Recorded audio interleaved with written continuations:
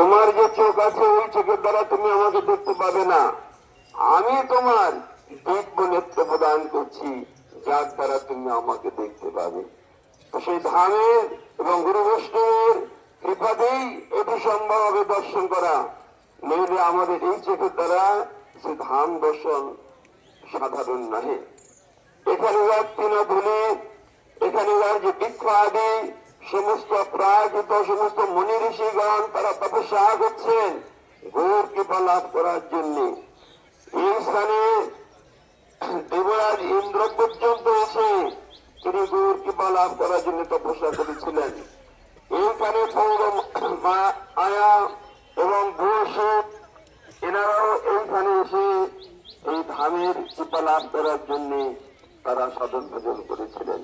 এখানে পূর্বে আমাদের যে আচার্য বর্গ নিম্বাদিত্য রামানুজাচার্য এই সমস্ত চারটি আচার্য রামানুজ চক্র মধ্যাচার্য চতুর্মুখ শ্রীকৃষ্ণ স্বামী নবরুদ্র নিম্বাদিত্য চতুর্শন, এই চতুর্শন এনারাও এখানে নবদ্বীপে সাধন ভজন করা দেখিয়েছেন।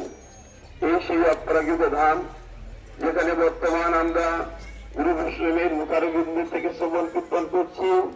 এটি হল ত্রিগুণাতীত সমাধি।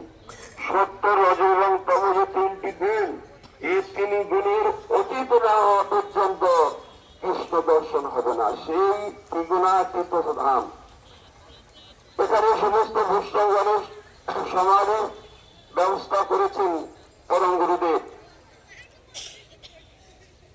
এই যে স্থান আমরা দর্শন করছি, এই যে সমাধিগুলো দর্শন করছি, প্রতিদিন যদি আমরা এগুলোকে স্মরণ করে বাড়ির থেকে, তো আমরা পবিত্র হয়ে যাবো, কিন্তু কৃতার্থ হবে। শাস্ত্রে বলছেন বৈষ্ণব স্মরণ যদি কেউ গৃহবাসী করে সদ্য সে জীবন মুক্ত সেবার হয়ে দূরে।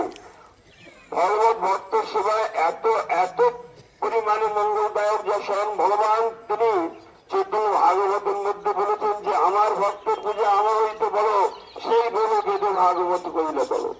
বেদ ভাগবত আদির মধ্যে বর্ণন করেছেন যে ভক্তের পূজা সব থেকে শ্রেষ্ঠ।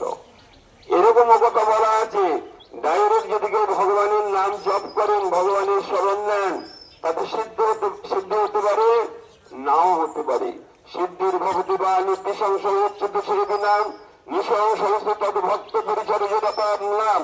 ভগবত ভক্তের যদি পরিচর্যা করা যায়, তাহাদের যদি সেবা করা যায়, তাদের সন্তুষ্ট করলে তারা যদি তার কিংবা রূপে হস্তটা আমাদের মস্তকে প্রদান করে যে তোমার কৃষ্ণ ভক্তি হোক, তো ভগবান তিনি কৃপা করতে বাধ্য হবেন। হরে কৃষ্ণ।